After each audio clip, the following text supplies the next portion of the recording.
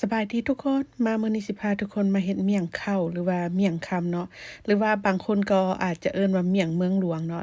พอดีมีข้าวแห้งอยู่ก็เลยสิเอามาเฮ็ดเมี่ยงข้าวกินเนาะแล้วก็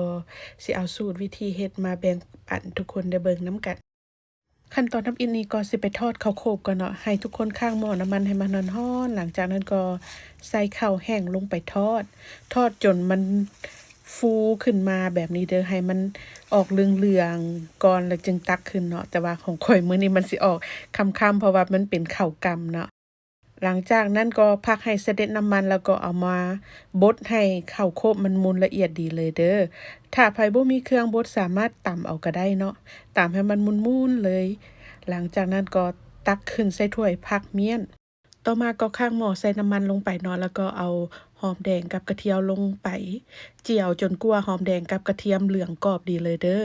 หลังจากนั้นก็ตักออกเนาะแล้วก็ตักน้ำมันออกพร้อมเด้อถ้ามันหลายเกินไปหั้นนะสิใส่น้ำมันน้อยหนึ่งเนาะหลังจากนั้นก็ใส่น้ำตาลลงไปประมาณ5บวงแกงเจียวจนน้ำตาลมันออกสีแดงน้อยหนึ่งเนาะบ่ต้องเฮ็ดเข้มหลายเด้อเพราะว่ามันสิขมเนาะ หลังจากนั้นก็ใส่น้ำลงไป2ถ้วยน้อยแล้วก็ปรุงรสชาติด้วยแป้งนัว1บวงกาแฟเกลือครึ่งบวงกาแฟ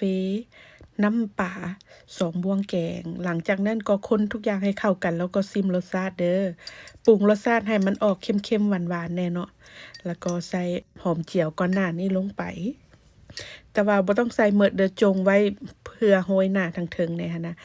หลังจากนั้นก็ใส่ข้าวโพดที่บดมูลละเอียดแล้วลงไปเนาะแล้วก็พอนเป็นไฟอ่อนแล้วก็คนต่อไปคนจนกว่าน้ำมันสิบกเด้อวิธีเฮ็ดเมี่ยงข้าวเมี่ยงคำนี่นะหลายคนก็หลายสูตรเนาะบางสูตรนี่ก็สิใส่มักเล่นลงไปนำแล้วแต่ความมักเด้อเฮ็ดตามใจเจ้าของเลยเนาะมักแบบใดก็เฮ็ดแบบนั้นส่วนผักที่จะพันมีผักสลัดมีหอมป้อมมักเล่นขิงหัวสิงไคถั่วดิน มักเผ็ดแห้งแล้วก็เขียบหมูเนาะอยู่อเมริกานี่มันหามักเฟืองหามักกล้วยดิบบ่ได้ก็ใส่ตามที่มีเนาะดัดแปลงเอาส่ำนี้ก็แซ่บคือกัน